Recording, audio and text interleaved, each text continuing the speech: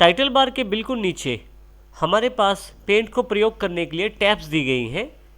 यहाँ पूरा का पूरा मेन्यू जो है वो टैब्स में बटा हुआ है। जैसे फाइल टैब पे क्लिक करते ही आपके पास नीचे की तरफ एक ड्रॉप डाउन मेन्यू खुल जाता है। यदि दोबारा मैं फाइल पे क्लिक करूँ तो ये मेन्यू फिर से बंद हो जाता है। होम टैब पे क्लिक करते देखें आपके सामने एक होम टैब का एक रिबन खुल जाता है जिसमें काफ़ी सारे ग्रुप्स और कमांड्स हैं। इसी तरह से यदि मैं व्यू पे क्लिक करता हूं तो फिर से एक रिबन नीचे की तरफ व्यू टैब के लिए खुल जाता है।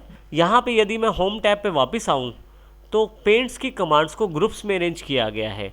देखिए जैसे हमारे पास सबसे पहला ग्रुप है क्लिपबोर्ड ग्रुप का नाम है, और यदि आप यहाँ देखें तो एक पतला सा सेपरेटर का निशान है जो वर्टिकल दिया गया है, यानी कि पतली सी लाइन दी गई है जो इस ग्रुप को अगले ग्रुप से विभाजित या अलग करती है। यदि हम पहले क्लिपबोर्ड ग्रुप में देखें, कट, कॉपी और पेस्ट को शामिल किया गया है क्लिपबोर्ड में। अगला ग्रुप जो हमारे पास अवेलेबल है वो है इमेज में सेलेक्ट, क्रॉप, रिसाइज, रोटेट जैसी ऑप्शंस को शामिल किया गया है। इस तरह से टूल्स, शेप्स और कलर्स के रूप में काफ़ी सारे ग्रुप्स हैं और उनके अनुसार उनकी कमांड्स भी उनके अंदर शामिल की गई हैं। आप चाहें तो इस रिबन को कोलैप्स या एक्सपेंड भी कर सकते हैं। इसके लिए यहाँ छोटा सा एक बटन बना हुआ है मिनिमाइज़ करने के लिए रिबन को।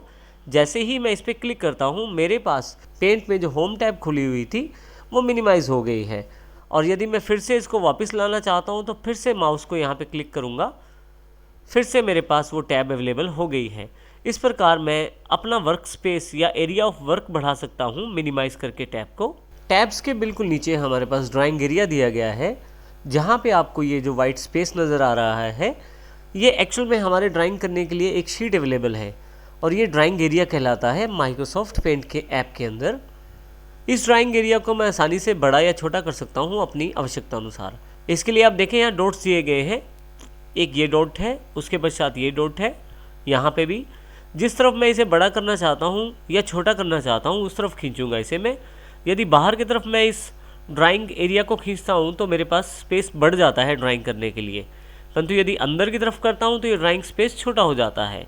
इस प्रकार मैं अपने ड्राइंग स्पेस को बड़ा या छोटा भी कर सकता हूँ। नीचे की तरफ मेरे पास एक स्टेटस बार अवेलेबल है। स्टेटस बार आपको समय समय पर बहुत सारी जानकारियाँ देती है आपके टूल्स के अनुसार, लोकेशन ऑफ माउस, और इसके अतिरिक्त भी बहुत सारी जानकारी आपको यहाँ पे मिलती है। स्टेटस बार में सबसे राइट हैंड साइड पे जूम का बटन है। यदि आप इस जूम के स्लाइडर को लेफ्ट साइड की तरफ खींचते हैं तो देखिए जूम लेवल छोटा होता जा रहा है, और यदि मैं इसे राइट हैंड साइड की तरफ खींचता हूँ तो जूम लेवल बड़ा हो जाता है।